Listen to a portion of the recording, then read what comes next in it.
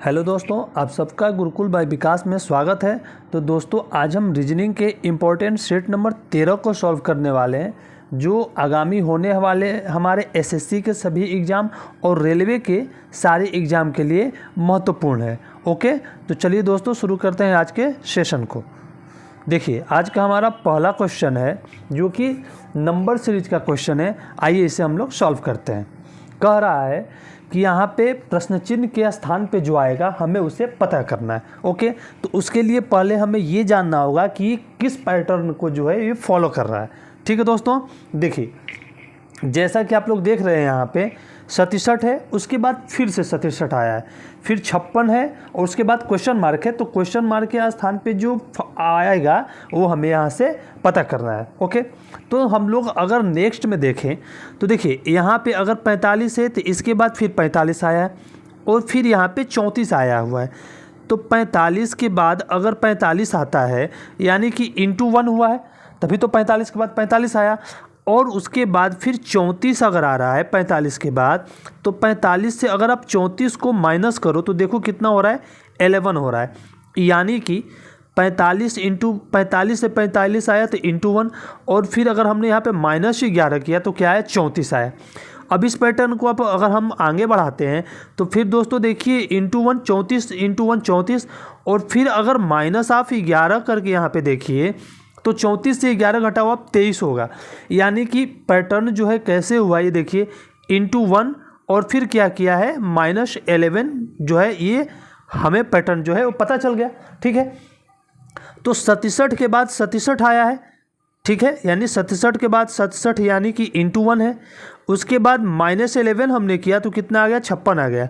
यानी कि फिर 56 में क्या होगा, इंटू 1 होगा। तो क्वेश्चन मार्क के स्थान पे क्या आ जाएगा, 56 आने वाला है।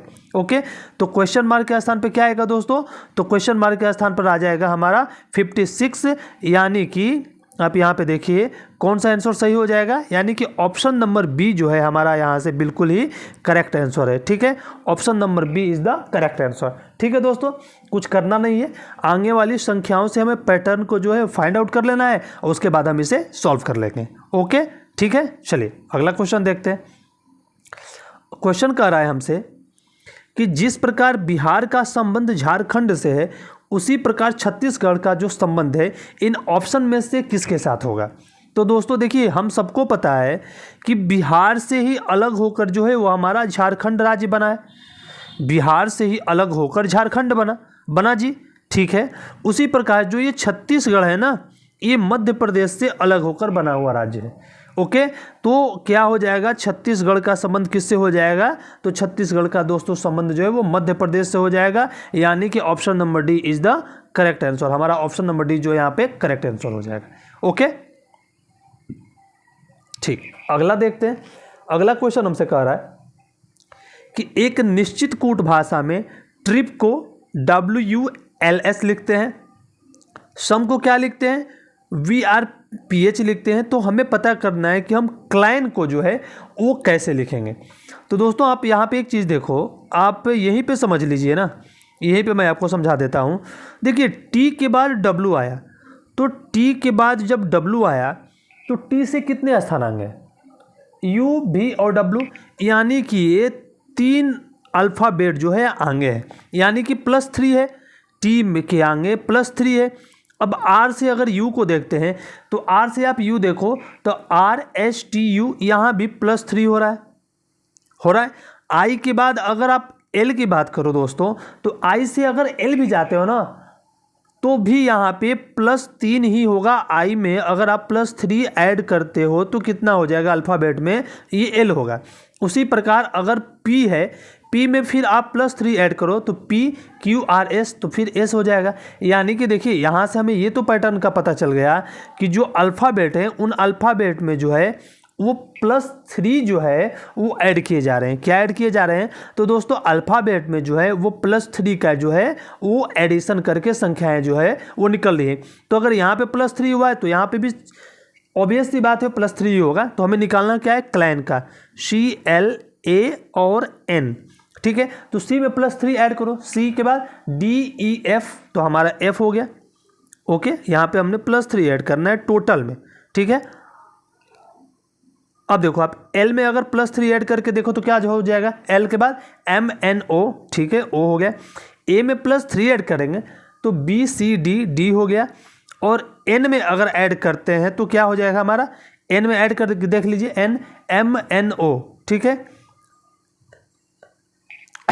N है, N के बाद O P और Q, ठीक है, सॉरी, तो हमारा क्या हो जाएगा, क्लैन का हो जाएगा हमारा FOD और Q, ठीक है, क्या हो गया, FOD और Q जो है हमारा क्लैन का हो गया। ठीक है दोस्तों, समझ में आया होगा, ओके। यानी कि ऑप्शन नंबर कौन सा है, ऑप्शन नंबर ए यहाँ से हमारा करेक्ट होने वाला है।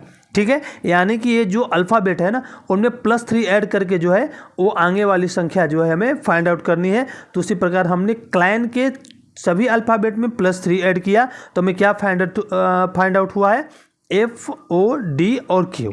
ओके, ठीक है, चलिए अगला देखते हैं हम। नेक्स्ट क्वेश्चन हमसे पूछ रहा है कि उस शब्द का चयन करें जो अन्य 3 शब्दों से भिन्न है। ओके, ठीक है, तो आप देखते हैं हम लोग, देखिए एक है विश्वासघाती, यानी कि जिस पे विश्वास ना कर सके हम। दूसरा क्या है, समर्पित है, यानी कि आप इस एक तरह से मानो कि ये इस पे हम विश्वास कर सकते हैं।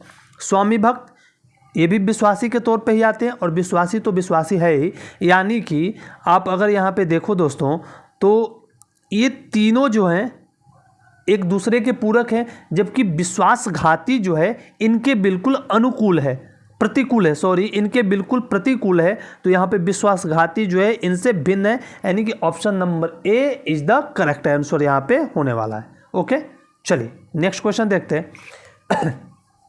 नेक्स्ट हमें यहाँ पे यही पता करना है, देखो आप इसको पढ़िए। यहाँ पे कह रहा है कि जैसे 4, 3 और 2 का यूज करके 21 हुआ है, 5, 6 और 3 का यूज करके 52 बना है, उसी प्रकार जो है 5, 8 और 4 का यूज करके क्या आएगा। यानी कि जो ये दोनों पैटर्नों से जैसे 21 और 52 बना है, वैसे ही 5, 8, 4 से हमें फाइंड आउट करना है।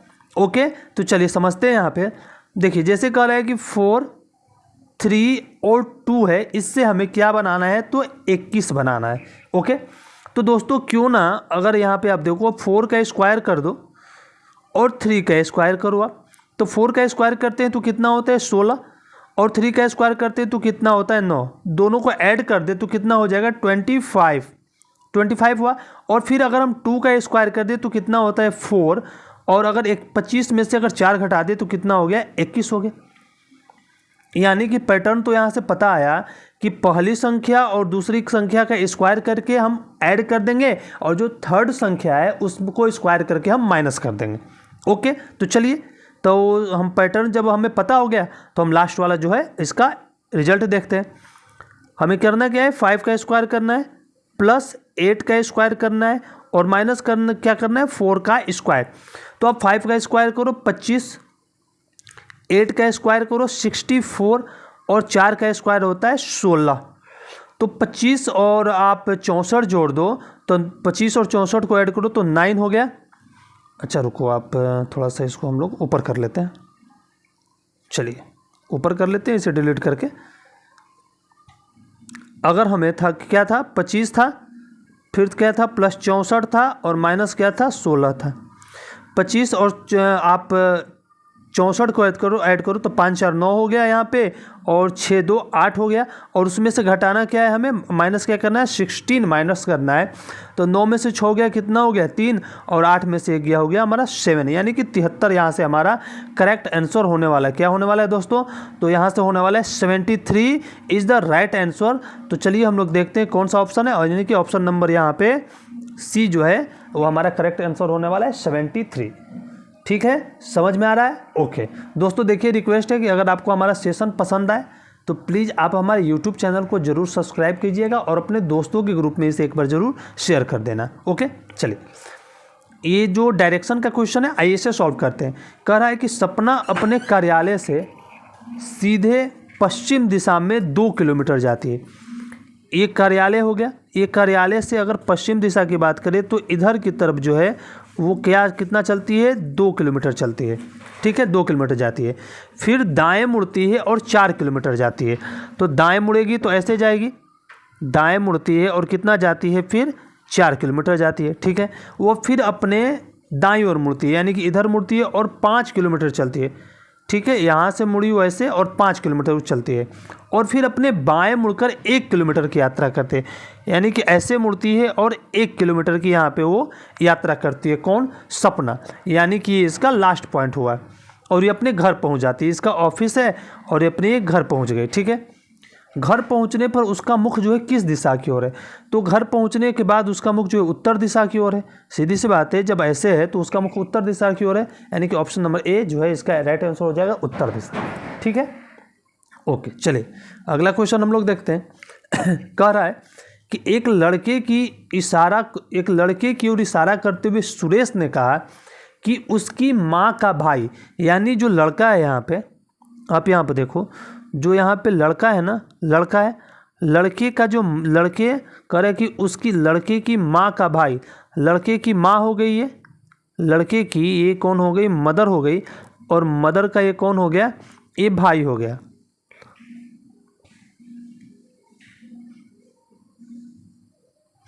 लड़का हुआ, लड़के की तरफ जो इशारा किया था, समझिएगा, लड़के की ओर इशारा करते हुए सुरेश ने कहा कि उसकी माँ का भाई, यानी लड़का है, लड़के की ये माँ है और उसका भाई जो है वो मेरी माँ के पिता, मेरी माँ यानी कि सुरेश जो है, जो सुरेश है, देखिए जो सुरेश है तो करे कि मेरी माँ यानी सुरेश के माँ के पिता जो हैं, सुरेश की माँ है और सुरेश की माँ के जो फादर जी हैं, ठीक है, सुरेश के माँ के जो पिता का इकलौता पुत्र है, यानी कि सुरेश की माँ के पिता का इकलौता ये पुत्र है। कौन? जो उस लड़के की माँ का भाई है, इसका इकलौता पुत्र है।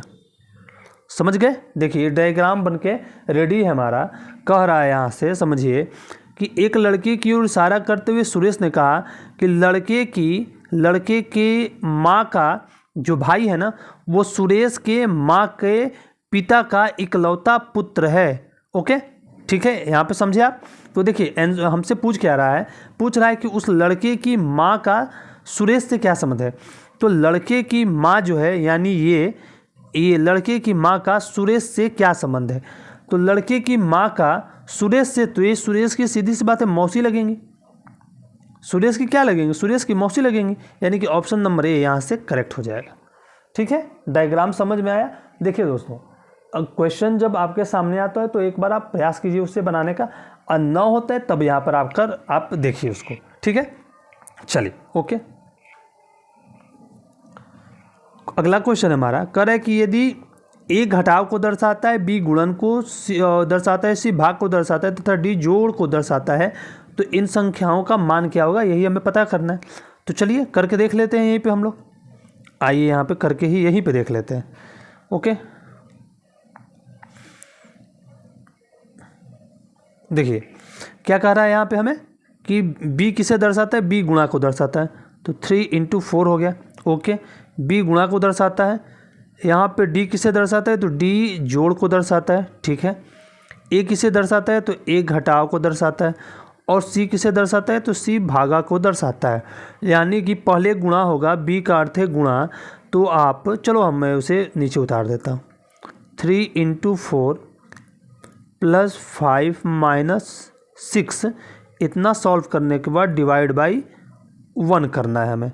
ठीक है, तो यहाँ से कितना हो गया? 12 और 5 और -6, तो 12 और 5 17, 17 में से 6 हो गया, कितना हुआ?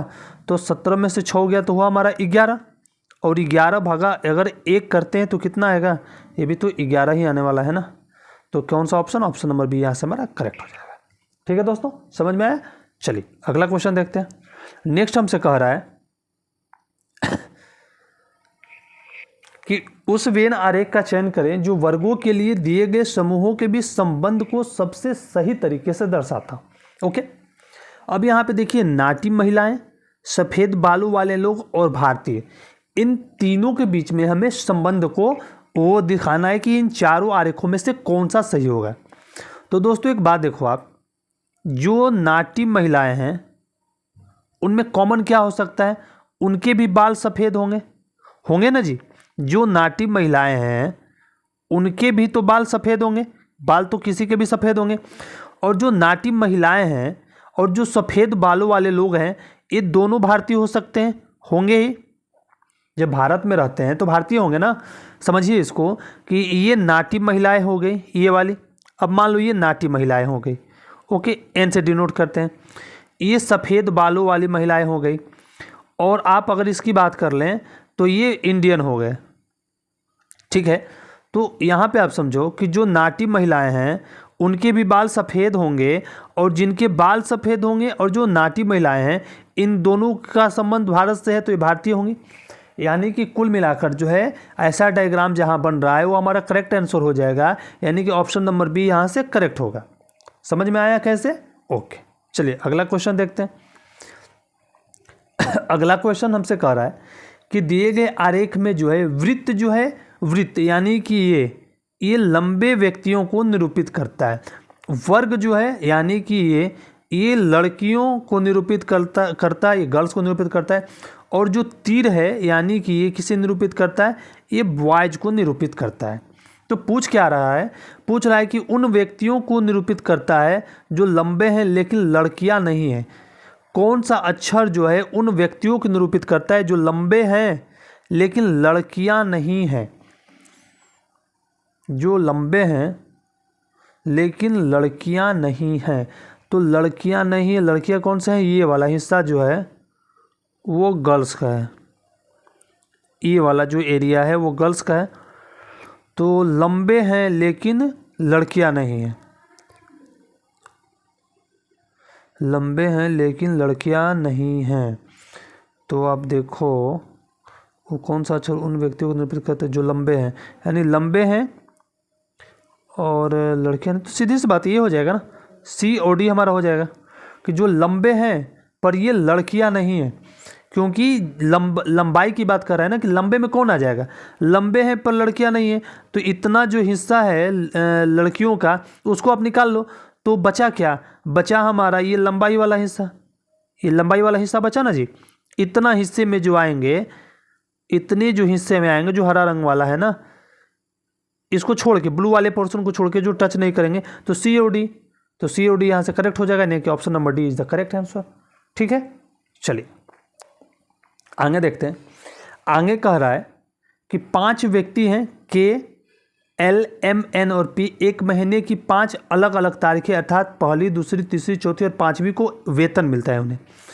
पहली,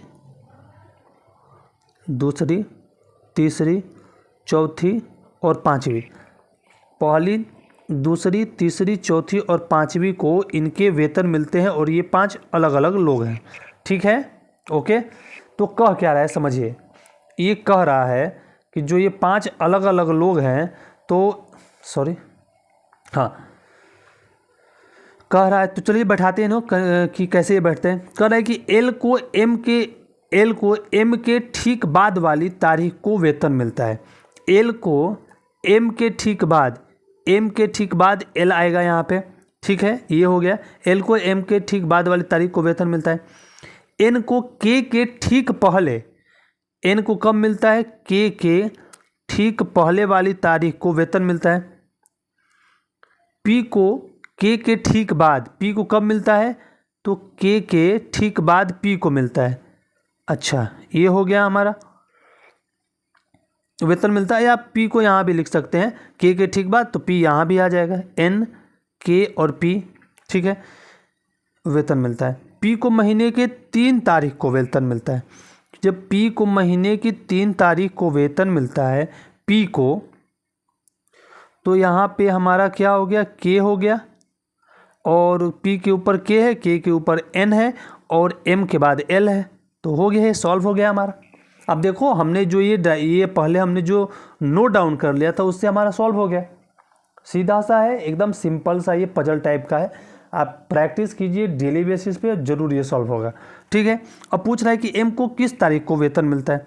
तो एम को किस तारीख को मिलता है वेतन? तो अब देखो एम को जो है वो 4 तारीख को वेतन मिलता है, यानी कि ऑप्शन नंबर बी यहाँ से हमारा करेक्ट होने वाला है। ओके, चलिए दोस्तों अगला क्वेश्चन देखते हैं। अगला क्वेश्चन जो है श्लोक्स का है, आइए लगाते हैं। कह रहा है कि सभी पलंग जो है वह 4 पाई है। सभी जो पलंग है, ये पलंग से हम डिनोट किया, सभी पलंग जो है क्या है? वो 4 पाई है। सभी पलंग जो है वो 4 पाई है। और सभी सोफा जो हैं वो पलंग है, सभी सोफा जो है वो पलंग है। समझिए यहाँ पे कह रहा है कि सभी पलंग जो हैं वो चारपाई है और सभी सोफा जो है वो पलंग है। ओके, अब चलिए इसको सॉल्व करते हैं। हमारा डायग्राम बन के ये तैयार है। कह रहा है कि सभी सोफा चारपाई है, सभी सोफा जो है वो चारपाई है। सीधी सी बात है, जब अगर सभी पलंग जो है, आप देखिए, जब ये सभी पलंग जो है वो चारपाई हो सकता है, तो पलंग के अंदर जब ये सोफा है तो सभी सोफा चारपाई क्यों नहीं होगा? यानी कि ऑप्शन नंबर 1 बिल्कुल करेक्ट है। कह रहा है कि कुछ पलंग जो हैं वो सोफा है, कुछ पलंग जो है वो सोफा है। तो अगर सभी सोफा पलंग है तो कुछ पलंग तो सोफा होना ही है, यानी कि ये भी हमारा यहाँ से करेक्ट होगा। ठीक है, यानी कि निष्कर्ष 1 और निष्कर्ष 2 यहाँ दोनों करेक्ट होने वाले हैं, यानी कि option number C is the correct answer. यानी कि निष्कर्ष 1 और निष्कर्ष 2 जो है यहाँ से पालन करते हैं। ठीक है दोस्तों, ओके, चलिए अगला क्वेश्चन देखते हैं। देखिए, एक कथन और निष्कर्ष के क्वेश्चन है और ये एग्ज़ाम में हमारे रेलवे के और एसएससी के एग्ज़ाम में 1 नंबर के देखने को जरूर मिलते हैं। आइए इन्हें हम सॉल्व करते हैं। ठीक है, देखिए कह रहा है, कथन क्या कह रहा है कि प्लास्टिक की थैली के इस्तेमाल में कमी लाने के लिए महानगर एक्स के सुपर मार्केटों ने घोषणा की है कि उनके समस्त ग्राहक जो है अपने साथ थैली लेकर आए या उन्हें सुपरमार्केट में जूट की थैलियाँ खरीदनी होगी, जिसकी कीमत जो है वो 13 रुपया प्रति थैली है। ये वहाँ के जो मार्केट है, एक्स मार्केट में, एक्स के मार्केट सुपर मार्केट है, उनके द्वारा ये चीज़ की गई है ताकि प्लास्टिक की जो थैलियाँ जो है यूज में न आए। ओके, अब देखिए, अब कह रहा है कि दी गई जानकारी के आधार पर निम्नलिखित में से कौन सा निष्कर्ष निकाला जा सकता है। यानी कि जो हमें ये स्टेटमेंट दिया है उसके बाद ये इससे कौन सा निष्कर्ष निकलता है। अब देखिए, पहला देखते हैं। कह रहा है कि प्लास्टिक थैली बनाने वाले उन कंपनियों का राजस्व जो है कुछ हद तक कम हो सकता है जो शहर एक्स में इनकी आपूर्ति करती हैं। ओके, मतलब कि जो उनका अगर प्लास्टिक की थैलियाँ जो है यहाँ पे बैन होती हैं, लोग न देंगे, तो कह रहा है कि प्लास्टिक थैली बनाने वाली उन कंपनियों का राजस्व कुछ हद तक कम हो सकता है जो शहर एक्स में इनकी आपूर्ति करती है। यहाँ पे तो राजस्व की कोई बात ही न की गई है। यहाँ पे तो सिर्फ राजस्व कम कराने के लिए थोड़ी ना यहाँ पे क्या कहलाता है कि वो प्लास्टिकों को बैन किया जा रहा है। यहाँ पे तो पर्यावरण के लिए और इको फ्रेंडली होने के लिए जो है प्लास्टिकों को बैन किया जा रहा है। तो ये तो ना होने वाला है, निष्कर्ष इससे तो ना निकलता है। अब देखिए दूसरा देखते हैं। कह रहा है कि शहर एक्स के छोटे जनरल स्टोर के लिए प्लास्टिक थैलियों पर प्रतिबंध लगाने की आवश्यकता नहीं है। नहीं, जब हमें पर्यावरण के लिए इको फ्रेंडली होना है तो हमें प्लास्टिक के यूज को ही बैन करना होगा, उसे अवॉइड करना होगा। तो ये भी यहाँ से गलत है। यानी कि दिए गए कथन से इनमें से दोनों में से कोई भी निष्कर्ष जो है वो नहीं निकलते हैं। तो हम क्या कर सकते हैं, तो हमारा डी यहाँ से करेक्ट हो जाएगा। दी गई जानकारी से न तो 1 और न ही निष्कर्ष 2 निकाला जा सकता है। ओके, ठीक है दोस्तों, यानी कि ऑप्शन नंबर डी यहाँ से हमारा करेक्ट है। ठीक है, चलिए अगला क्वेश्चन देखते हैं। अगला कह रहा है, कथन है हमारा अगला। देखिए कथन है, उससे क्या धारणाएं बनती है ये हमें पता करना है। कर्मचारियों को कंपनी से जोड़े रखने के लिए हमें उन्हें मासिक लाभों से पुरस्कृत करना चाहिए, कंपनी के अध्यक्ष ने प्रबंधक से कहा। मतलब कि कंपनी में जो हमारे कंपनी में या जो हमारे साथ वर्कर्स काम करते हैं उन्हें अपने साथ अटैच रखने के लिए हमें उन्हें किसी ना किसी तरह के मंथ में उन्हें पुरस्कृत करना, यानी कि कुछ ना कुछ उन्हें भेंट जरूर देना चाहिए। अब देखिए इससे धारणा क्या बनती है कि धारणाएं से आ रही है। पहला है कि मासिक लाभ से कर्मचारी खुश होंगे। भाई ऑब्वियस सी बात है कि अगर हम अपने वर्कर्स को मंथ के एंड में अगर कुछ देते हैं तो कर्मचारी तो खुश रहेंगे ही भाई।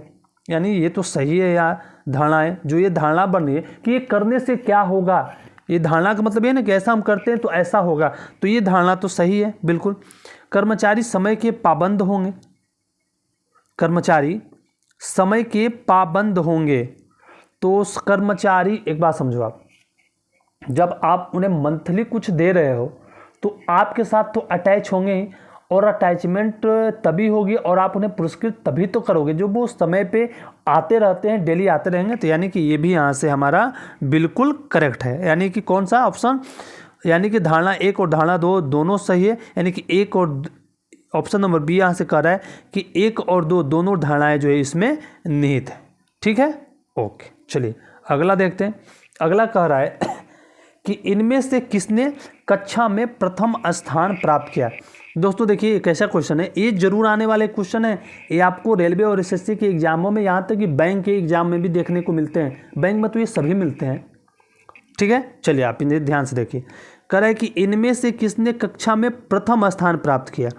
ठीक है, देखिए प्रश्न दिया हुआ है और इससे जो प्रथम स्थान प्राप्त किया, इन तीनों में से किस ऑप्शन से ये फाइंड आउट होगा या कौन सा जो डेटा है यहाँ पे सूटेबल है कि इस प्रश्न को सॉल्व करने के लिए। ओके, तो इनमें से कक्षा में किसने प्रथम स्थान प्राप्त किया। अब हमें कथन दिया है, सृजा ने दूसरा स्थान प्राप्त किया। सृजा, चलिए ये हैं सृजा जी, इन्होंने दूसरा स्थान प्राप्त किया। अमन का जो स्थान है सृजा से एक स्थान नीचे है, तो यहाँ पे अमन हो गया। ये जब अमन का स्थान सृजा से नीचे है तो ये हमारा कौन हो गया, तो ये अमन हो गया। ठीक है, अमन का स्थान सृजा से एक स्थान नीचे है। रोहित का स्थान अमन से ऊपर है, तो अमन से ऊपर तो सृजा है और सृजा से ऊपर कौन हो जाएगा, रोहित हो जाएगा। ठीक है, तो यहाँ पे हमारा ऐसे हो गया। देखिए आप, पहला तो रोहित हो गया, रोहित के बाद कौन हो गई हमारी, रोहित के बाद हमारी हो गई सृजा, और सृजा के बाद कौन हो गया, तो सृजा के बाद हो गया हमारा अमन। एक बात बताओ आप यहाँ पे समझिए कि जब हमें ये पता करना है कि इनमें से किसने कक्षा में प्रथम स्थान प्राप्त किया, तो हमें तीनों डेटा की यहाँ से ज़रूरत पड़ी है ना जी, इसे बनाने के लिए, ताकि ये पता चले कि यहाँ पे प्रथम, अगर आप सिंगल इससे ना बना सकते हैं, सिंगल इससे भी ना बना सकते हैं, सिंगल इससे भी नहीं सॉल्व होगा। यानी कि जो ये तीनों डेटा है ना, वो इस क्वेश्चन को आंसर के लिए ज़रूरी है, तभी तो हमें पता चलेगा ना कि इसमें से कक्षा में किसने प्रथम स्थान प्राप्त किया है। ओके, ठीक है, समझ में आया। तो कह रहा है कि तीनों डेटा जो है यहाँ पे जरूरी है, तीनों कथन जरूरी है। सभी कथन 1, 2 और 3 एक साथ पर्याप्त है, यानी कि ऑप्शन नंबर सी यहाँ से करेक्ट होगा। अब खुद भी आप इसे सॉल्व करने का प्रयास कीजिएगा और देखिएगा कि क्या पहले और दूसरे से बन सकता है, क्या दूसरे और तीसरे से बन सकता है। नहीं बनेगा, ये हमें तीनों चाहिए एक साथ। ओके, चलिए अगला क्वेश्चन देखते हैं। अगला क्वेश्चन कह रहा है कि 7 व्यक्ति हैं, A B C D E F और जी, एक सीधी पंक्ति में उत्तर की ओर मुख करके ये बैठे हुए हैं। 7 व्यक्ति हैं, बैठाइए इन्हें। 1 2 3 4 5 6 और ये 7 हुआ। 7 व्यक्ति हैं, उत्तर की ओर मुख करके बैठे हैं, यानी कि ये ऐसे मुख करके, सब ऊपर की तरफ मुख करके ये बैठे हुए हैं। ए के बाईं ओर केवल 2 व्यक्ति बैठे हैं। अच्छा सॉरी, यहाँ से है, ऊपर से है ना। कह रहे कि ए और जी के बीच केवल 3 व्यक्ति हैं। ए और जी के बीच, तो दोस्तों देखिए, ए और जी के बीच 3 व्यक्ति जो है, यहाँ भी ए जी हो सकता है, यहाँ भी ए और जी हो सकता है, यहाँ भी ए और जी हो सकता है। तो यहाँ से तो कोई कन्फर्म नहीं है, तो हम ऐसा प्रयास करेंगे ना कि जहाँ से हमें कन्फर्म मिले कि यहाँ पे रखते, पहले उसको ढूंढते। अब देखिए, कह रहे हैं कि ए के बाईं ओर केवल 2 व्यक्ति बैठे हैं, ये ठीक है। यहाँ पे अगर ए रखते हैं तो इसके बाईं ओर केवल 2 व्यक्ति बैठेंगे। इसके बाएं यानी कि ऐसे आप जाओगे, ए के इधर जाओगे तो सिर्फ 2 ही व्यक्ति बैठेंगे ना, 1 और 2। ये हमारा एक करेक्ट ऑप्शन मिल गया, यहाँ से हम क्वेश्चन को सॉल्व कर सकते हैं। अब देख लीजिए कि ए और जी के बीच केवल 3 व्यक्ति बैठे हैं, तो ए के इधर जी तो होगा नहीं, ए के बाएं तो होगा नहीं। जब भी होगा तो ए के दाएं यानी कि राइट साइड में होगा, तो ए और जी के बीच में 3 व्यक्ति बैठे हैं, यानी 1 2 और 3। उत्तर की तरफ का मतलब कि देखिए, उनका जब भी मुंह होगा ना, ऐसे होगा। एक बात आप समझिएगा, ऐसे ऊपर की तरफ। ठीक है, कह रहे कि जी के ठीक बगल में नहीं बैठा है कौन, एफ जो है यहाँ पे ना बैठेगा। एफ जो है यहाँ पे नहीं बैठेगा, जी के ठीक बगल में नहीं बैठा है एफ। एफ जो है ई के दाईं और दूसरे स्थान पर बैठा है। एफ कहाँ बैठा है, तो एफ कहाँ बैठा है, तो एफ जो है ई के दाईं ओर, कहाँ, ई के दाएं जो है वो दूसरे स्थान पर बैठा है। ई के दाईं ओर दूसरे स्थान पर बैठा है एफ। तो ई के दाएं अगर देखो, अगर आप ई यहाँ पे रखते हैं तो ई के दाएं दूसरा 1 2 एफ हो जाएगा, यानी कि ई तो यहाँ बैठेगा नहीं, ई यहाँ नहीं होने वाला है। तो ई के दाएं अगर दूसरा ई यहाँ पे लोगे तो ई के दाएं एक दूसरा ए हो जाएगा, तो ई यहाँ पे आ जाएगा। ई के दाएं दूसरे स्थान पे 1 2 एफ बैठा है, ये हो रहा है हमारा। चलिए ये भी हो गया।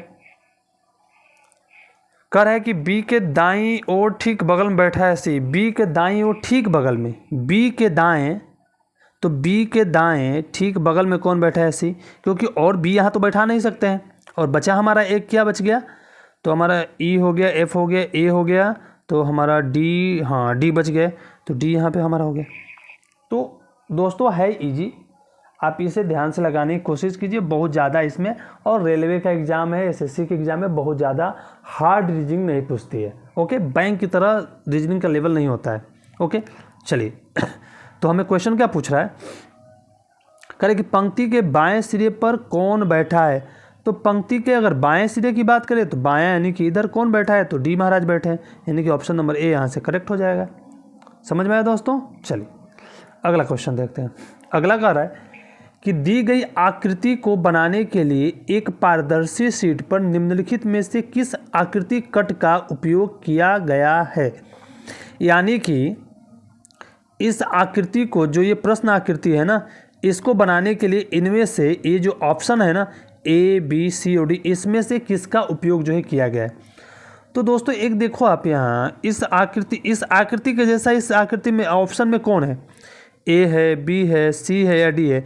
तो जिस तरह की ये आकृति है, आप देखो ये कौन सी आकृति कट है यहाँ पे, तो यानी सीधी सी यहाँ पे दिख रही है, सी वाला यहाँ पे हो जाएगा। ये सी हमें दिख रहा है यहाँ पे, तो यानी कि option number C, sorry option number D यहाँ पे सही होगा।